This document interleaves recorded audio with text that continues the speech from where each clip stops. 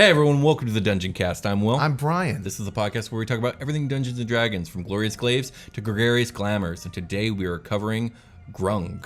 Or Grungs? Actually not sure.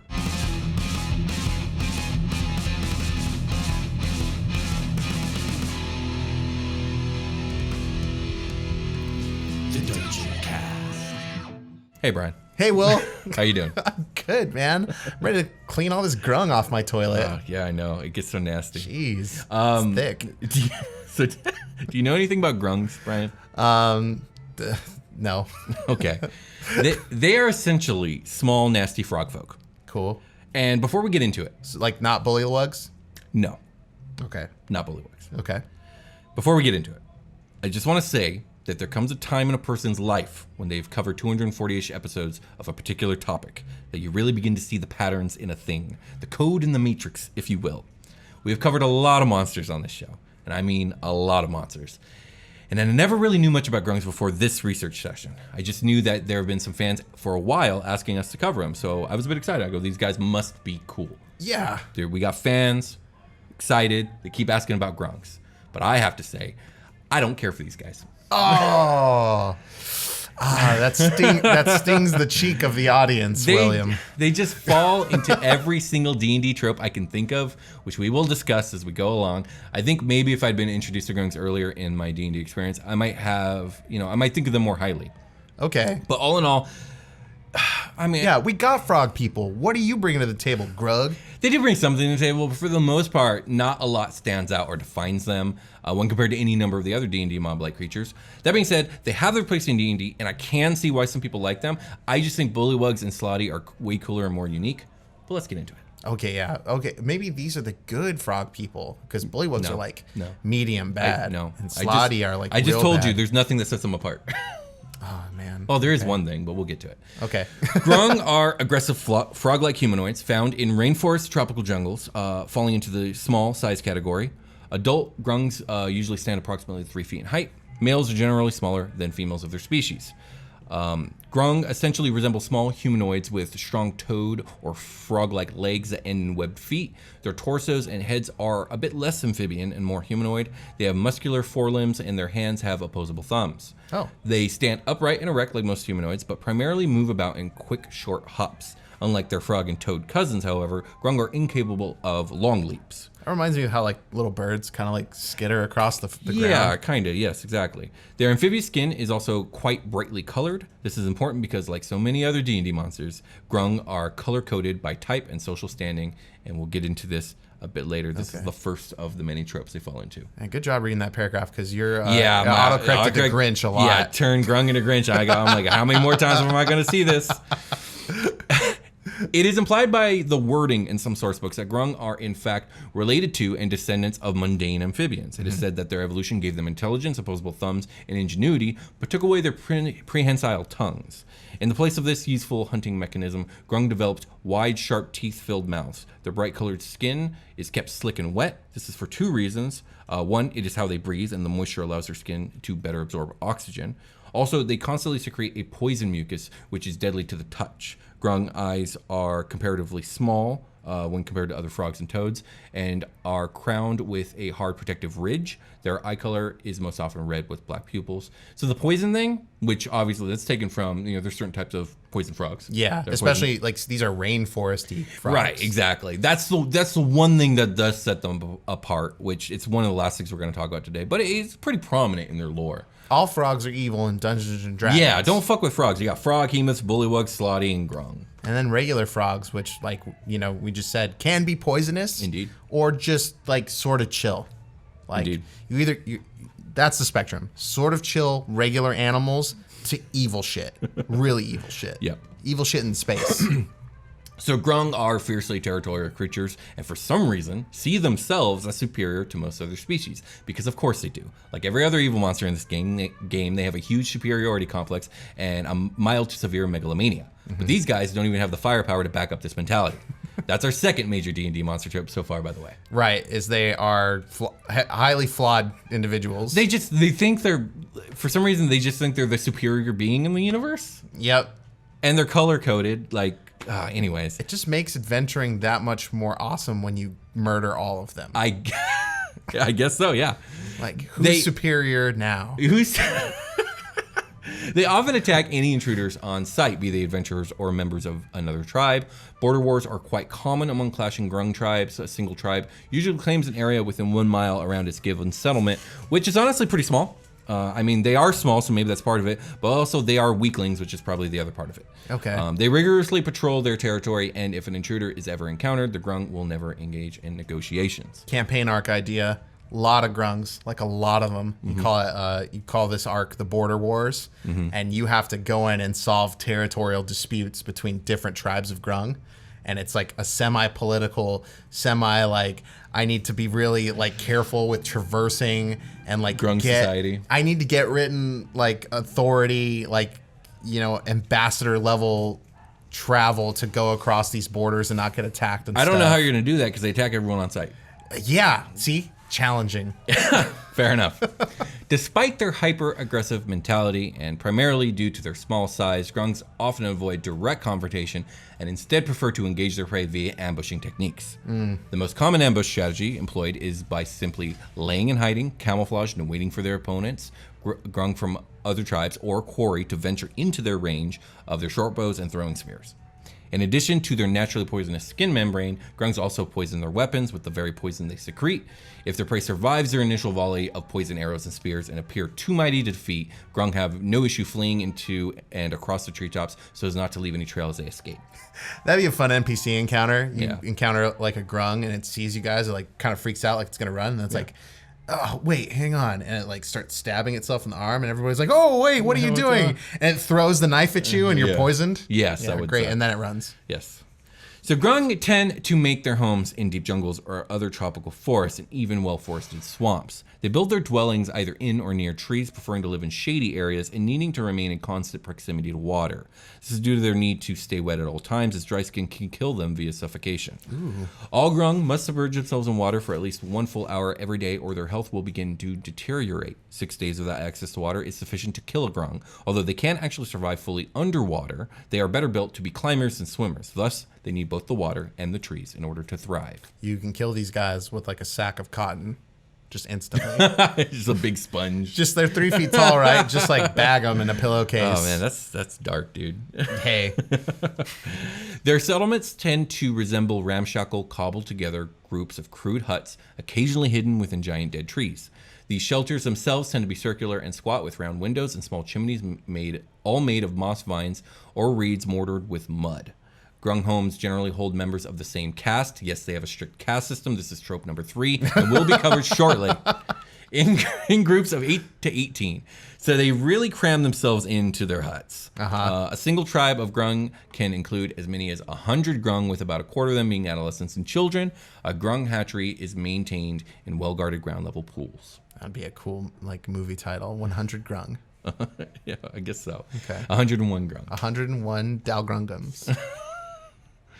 It is actually quite easy to tell when one is nearing Grung territory. Grung often denote their boundaries by hanging the bodies of their enemies in clear view to any would-be trespassers as a warning. Also, waters that are found within Grung territory have a tendency to be contaminated with the poison of Grung skin secretions. Even though it is highly diluted, it can still cause severe nausea if ingested. So this is just The Mummy 2, where Grungs are the pygmies in that scene where they're running through the forest. Yes. Yeah. Yes. Okay. Let's take a short rest. This episode of the Dungeoncast is sponsored by Valda's Spire of Secrets, a new expansion for 5th edition D&D. What's your next character? If it's a human fighter or an elf ranger, I have a book that will change your mind. Valda's Spire of Secrets is a new expansion for D&D 5th edition that introduces 10 new base classes and over 150 new subclasses. Spire of Secrets works with any setting and any adventure. Think about it like an expansion for the core rules. It's not a new edition or a campaign setting. Think of it as the Player's Handbook 2 you always dreamed of. It even has a cute teddy bear race.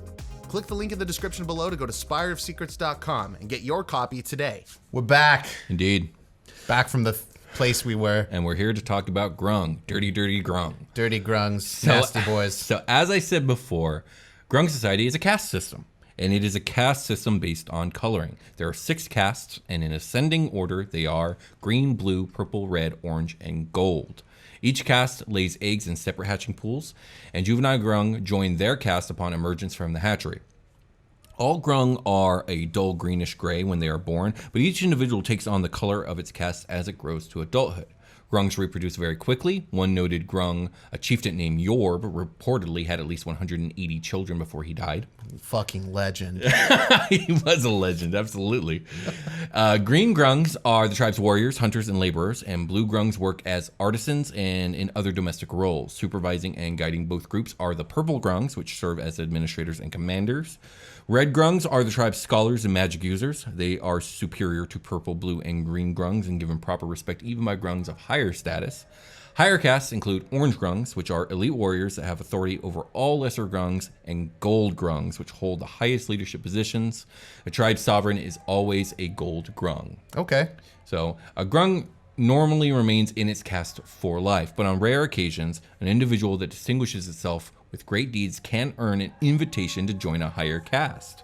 Through a combination of herbal tonics and ritual magic, an elevated Grung changes color and is inducted into its new caste in the same way that a juvenile of the caste would be. From then on, that Grung and its progeny are members of the higher caste. You know what? This is a 4th trope that I didn't even recognize when I wrote this, because it's just like demons, devils, and slotty. They can go up through the ranks now. Yeah, that's what I was just gonna say. I was like, okay, we're troping live right now. They're still we're troping live now. And there's another one coming, and it's the worst one. The worst one is still yet to come. It's a real-time realization that these are just frog copy. Frog skinned, the same thing. They're not frogs, they're frauds. They're frauds with a D. Yeah, indeed. So, leaders are always the strongest member of the Gold Caste Express in the tribe, and as females tend to be larger than the males, most tribes are matriarchal and led by female war chiefs. That's cool. However, some are led by a male king or chief. One way of reaching a position of power is via dueling to the death for the title. Each tribe also has a female shaman. Okay, that was a nice little add-on there. Yeah. You can duel to the death here. Also, there's a female shaman in every tribe. Yeah. Okay, so now for our final major D&D monster trope. Grungs are always on the lookout for creatures that they can capture and enslave. Great. Yep. What are you enslaving? These you little 3-foot guys piece of trash? are slavers. Grungs use slaves for all manner of menial tasks, but mostly they just like bossing them around. This is the worst part about Dungeons and Dragons. Don't get me wrong. I think there is a place for positioning like evil entities or morally compromised societies as slavers, as an enemy. Yeah. Like, it's just like every evil monster is a slaver. That's what I mean. Like, it's just so... if you really want that in your game, sure. But why is it written into like every fucking monster has it? You're not evil unless you got slaves. You said this earlier in the episode, and I think it rings true. Like, it makes it easier to kill these guys without remorse. Aren't they the worst? They think they're superior to everybody. They enslave, they kill on sight. Like they're not given any type of humanity, if you will. Sure. Yeah. Anyways. And it's like fun to drive a John Deere tractor through Grung territory. If Grungs had one or even just 2 of these tropes, it wouldn't bug me as much. But it's like literally like it's like every other D&D monster. You took away the cool tongue thing. It can't even eat bugs. So, like, why can't my Grung society be like? I mean, it can. It can be whatever you want. Right. So mine is going to be like an environmentally symbiotic thing where they like have to eat giant bugs to keep the bug population down. Like, we need the Grungs here. Yeah. Maybe they're assholes though. They're difficult to deal with, but it's better than the bugs. Yeah. Sometimes. Like, have you seen the size of the bugs? Right. And they just like, and they get them, and they got poisonous barbs, and they don't care because they like are good with poison or whatever. Yes. They're the dwarves of the rainforest. Like, I don't know. Fucking, I love it. Like, okay. And sometimes you got to go out there with your 9-iron and clip one, because it's stealing your cabbages. Sure. I don't know. There you go. So Grungs use slaves for all manner of menial tasks, but mostly they just like to boss them around. Like, they don't even like slaves to use. What the fuck? Slaves are fed mildly poisoned food to keep them lethargic and compliant. A creature afflicted in this way over a long period of time becomes a shell of its former self and can be restored to normalcy only by magic. Oh, wow. These guys are the worst. Yeah. So let's talk about Grung poison, because this is the best and most interesting part about Grung, in my opinion. The secretion is quite sticky, and Grungs easily wipe their weapons on their own skin to coat them in a highly toxic substance. When exposed to the air, Grung venom quickly deteriorates and breaks down within a minute, making it extremely hard to harvest and bottle. So it's really only usable to the Grung themselves, because they're at the source. They are the source. They are the source. Their saliva also contains their poison, but a weakened version of it. While all Grung poisons all have similarly debilitating effects, each color of Grung poison also contains unique ailments in their victims. Do you understand what I'm trying to say there? While all Grung's poisons have similarly debilitating effects, each color of Grung's poison also causes unique ailments in their victims. I think that's phrased. Okay. I phrased that poorly. So each caste has a unique Their own poison. kind of poison. Right, exactly. Okay. So Green Grung's poison restricts movement. Excuse me again. Blue Grung's poison causes prey to shout and yelp against their will. Purple Grung's poison drives victims to desperately seek water. Okay, that's cool. Yeah. Red Grung's poison causes ravenous hunger. Orange Grung poison causes irrational fears of one's friends. And Gold Grung's poison can charm the victim as well as gift them with the ability to speak the language of Grung. Which is very beneficial with the charm bit. I think they were like, oh, it charms people. But it's like, oh, but they speak a different language. Well, it makes them understand the language too. Nice. We speak poison I now. think at this point, with the speak language, we have to agree here, right? That the Grung poison is obviously magical. Like, it's magical, right? It has to be. I mean, maybe it's the magic of chemistry. I don't think there's chemistry that can cause you to understand a new language. No, it has to be like, okay, so the things in D&D that do this are telepathy transcends language, which implies something that their language is transcendent. It's like a thing that we wrap different skins on it to speak. Yes. And then there is also just like common, like everybody speaks the same language. Well, no, common is just like, well, it's the common language, but a lot of monsters and more exotic creatures don't speak it. That's true. They speak their own language. Exactly. And then I forgot what my final point was. So let's move on. The poisons variance is actually detailed in Volo's guide. So Volo's guide has the monster stats for these guys. And then this variance can be tacked onto that. We're not going over that. It's a boring stat. Like it's a basic mob stat. We don't got to go over it. But guess what? They released a playable race Grung stat block. Okay. I do remember it being oddly stated that I don't think it's very well balanced. We'll decide. I haven't read it yet. I mean, the sizing, your halfling size. So it's like, not legal in Adventurers League. Oh, okay. So I know that. But anyways, it can be found in the source module One Grung Above, which I think it's only sold on like DM's Guild and D&D Beyond for like $3. I mean, that's a great name. Yes, it is. That's a good. It's a good name. Anyways, Brian, why don't you tell us about the Grung racial stat block? I will. As soon as I just wanted to touch again on the purple poison, or like the poison in general, and spoilers for the Half-Blood Prince. But like, can you remember that scene where Dumbledore's like, "No matter what I do say, Harry Potter, don't fucking let me leave this cave before I drink this soup." Oh yeah. And he's drinking purple poison. He's like, "Fuck, I need water, Harry Potter." And he's like, "Sorry, Dumbledore, drink this poison." He's like, "Fuck." It's just Grung poison. Yeah, exactly. It's just Grung poison. J.K. Rowling plays D&D. Probably not. Okay, so we got Grung features. Source, One Grung Above, just like you already said. So yeah, this is a stat block. So ability score increase. Your dexterity score increases by 2, and your constitution score increases by 1. Age, Grungs mature to adulthood in a single year, but have been known to live up to 50 years, like the homie that had 180 kids. Alignment. Most Grungs are lawful. Having been raised in a strict caste system, they tend toward evil as well.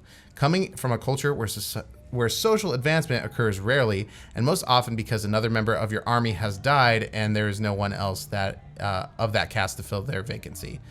Arboreal Alertness. You have proficiency in the perception skill. Cool.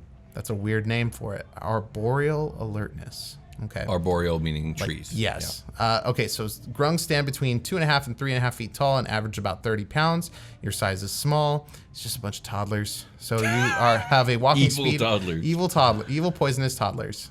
Toddlers can be poisonous if they don't like get a bath. Sure. You have a walking speed of 25 feet. Your sticky finger and toe pads give you a climbing speed of 25 feet. And you can breathe air and water. So I love the climb speed. Oh, yeah. That's awesome. really cool. Yeah. Maybe that's why it's illegal in Adventurers League. Because climbing's hard. Maybe. You can breathe air and water. Aarakocra can fly, so no, that doesn't track. And they're legal in Adventurers League. Climbing, I think so. Climbing is better than flying sometimes, maybe? No, I don't think so. Well, if you're climbing inside of a tunnel, it is. I guess so. That's all I got. Okay. Oh, wait, no, there's a lot more here. Sorry. Yep. I didn't realize the page ended, and then I stopped reading. Poison immunity. You are immune to poison damage and the poison condition. Poisonous skin. Any creature that grapples you or otherwise comes into direct contact with your skin must succeed on a DC 12 Constitution saving throw or become poisoned for 1 minute.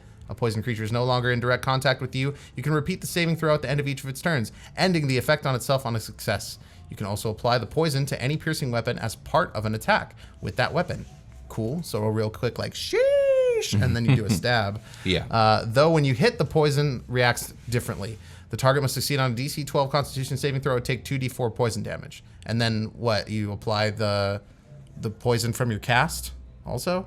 Or is that different? That would this? be DM's discretion. I think this poison skin thing is the reason why it's probably not legal. Okay. We got a standing leap. Which directly contradicts the lore. Literally, the lore is they can't do long jumps. Oh, well, that's stupid then. Your long jump is up to 25 feet and your high jump is up to 15 feet with or without a running start. Water depend. Is that the same as the bullywug? What, the standing leap? I think so, yes. Yeah. Okay, water dependency. If you fail to immerse yourself in water for at least 1 hour during a day, you suffer 1 level of exhaustion at the end of that day. You can recover from this exhaustion only through magic or by immersing yourself in water for at least 1 hour. Languages. You can speak, read, and write Grung. And that's the end of the stat block. Indeed. Anything you want to add about Grung features before we get ready for a long rest? I already did my Dumbledore joke. All right, well then, let's get ready for the long rest. Okay. Hey everybody, welcome to the long rest. It's the part of the episode where we build a beholder. Indeed, and we're getting pretty close to being done with this one. I think it's going to be done. Hold on, because if this is the final one, I need to be mentally prepared for it. Got the rancher hats. Let me see here. There's 1, 2, 3, 4, 5, 6, 7, 8. We got 2 more. We got 2 more. So next episode, it's all over. All right, let's. Oh wait. Okay, scroll up. Are you sure the rancher hat is where we started? Yeah. Scroll up. That's it. That's the top. Oh, that's the top. Okay. Yeah, that's where the list ends. So. Okay, so that's probably it then. Yeah. So we got 2 more, and today, how do you want to do this? Do you want to? There was something else, wasn't there, that we started on? I don't know. It's hard for me to know off the top of my head. God, man, I made this thing to prevent this, and it's not. I didn't update it right. Maybe. Interesting. Would it be on the previous? Would it be on the previous list? I don't think so. I don't know. You can look if you want. Yeah, I'll look. Go ahead. Okay. You can tell people about the stuff. Okay, so we're still building Rick, the Grick Rancher. Indeed. And he is awesome. And thank you, the Hobble Man. If you want to see any of the beholders we've built, you can go to our Discord. There's a link in the description below. And one of our mods draws these beholders, and it's so fucking cool. Please check out the Hobble Man and his stuff. I know he has a portfolio. Maybe we should link it, but I'll get permission. I believe today is the final feature because face tentacles and a grit call beam. Oh, yeah, there it is. And So then we there put it the is. hat on him after. Yep. Face tentacles. No, that's what I have on the Grick Rancher episode is the Rancher hat and the Grick call whistle. Okay, so we got that was the Grick. So, okay, then there's the face tentacles. Okay, face tentacles, Davy Jones. That was Mind Witnesses. Psychic energy and ice and barrier beam. Was that this guy? Yeah. Oh, wow. What? No, that was the previous guy. So no, Okay, we do have okay, 2. we have 2 It's more. official. We have 2 more episodes to finish him, including this one. So keep telling people about what you were telling them about. I was just explaining who Rick is. Rick the Grick Rancher. Rick the Grick Rancher commands over the Gricks of the Underdark. Indeed. So today, inspired by these Grungs, we have Rick, who needs to soak in a hot tub for at least 1 hour a day. Yeah, essentially, he has water dependency. Yes. If Rick goes an hour without water, he starts to suffer from exhaustion. 6 days will kill Grick. Yeah, Or Rick. He's like, I just can't. I love my Gricks, but I just can't do it today. I need to soak in my tub. So on the Grick Ranch, there is a hot tub. Indeed. So Hollow Man, if you want to draw like a hot tub nearby, or maybe he could be in a hot tub. You know how the old one had goat legs? Yes. This one could just be in a hot tub. Oh my gosh. You know? Okay. And then for the I-beam power, we decided to give one of the tentacles a mouth that can Proboscis. like a proboscis, like a tongue, flick out a frog-like tongue to grab his Gricks and rein him back in. Yeah, like a gashapon sticky hand. Yeah. Frog tongue. Frog tongue. Frog tongue. It's going to also, the Gricks are poison resistant, and this tongue can hit an enemy for poison damage. Indeed. So you could roll a random beam, you could bring a Grick in close, or it could hit for poison damage of some kind. Indeed. So we got one more episode to finish this guy off, but before we end this episode, let's do some Patreon shoutouts. Yeah, we should. Wait, let me look at the poison thing. It's a DC 12 con save, or become poisoned for 1 minute. A poison creature is no longer in direct contact with you. They can repeat the saving throw. So they're going to take 2d4 poison damage with this beam and be poisoned. It'll probably be stronger than that. I don't know if when we stat this out, maybe we'll buff it up. I mean, it's got a lot going on. It pulls in the enemy and it poisons them. And being poisoned is an effect which fucks you up. And it takes poison damage. I think that's good enough. All right. Yeah, I'm with that. It could do 3 beams a turn. That's good. Yeah. That's good. Hey, if you came in on Patreon in the last couple weeks, we're going to shout you out. Indeed. Because you fucking rule. You guys do. rule for everybody that's on Patreon and that has You're been the best consistently on people. Patreon. Thank you so much. Thank you. It's like the main financial support we get for the show, so we really, really appreciate that. So I'm going to go ahead and shout these people out. Will, are you ready? I am ready. Richard Shepard. Thank you, Richard. Velnier. Thank you, Matt Velnier. Thank you, Velnier. Velnier? I think you got it right the first time. All right. Christian Barrera. Thank you, Christian. I wonder if I should... No, we're good. Samantha Eagle. Thank you, Samantha. Alex Anderson. Thank you, Alex. Shane Gassaway. Thank you, Shane. And William Elkhart. Thank you, William. Cool name. That's a cool name. William. Is it because it's William or Elkhart? Which one's got you? Both? Both. Is this like an alternate? Very like, much both. I could have been the Elkhart. But No, it's this cool. William earned I'm cool that being title. the Stark. He can be the Elkhart. The Stark and the Elkhart. Cousins. No, that's not how that works. I think we can call it a game. No, wait. We have to promote our social media. I mean, we did. We just did all the Patreon shoutouts. Let's give the listeners a break. We can shout out all the other stuff later. There's a contest going on. Oh, Go to our yeah, social the media to check it out. contest. And that's all we'll say about that. All right. Go to social media. Check it out. Fizzbad. Win a book. Bye. Bye. Hello, everybody. This is Tom Case. And this is Will Stark. Will, could you imagine if we had our own podcast? Dude, could you imagine?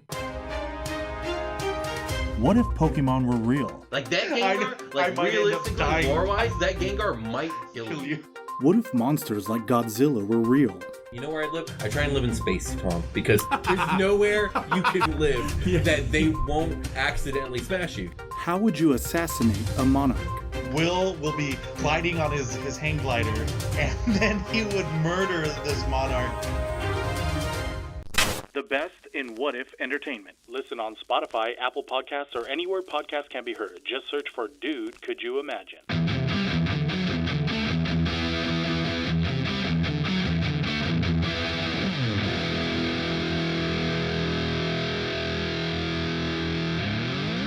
The Dungeoncast.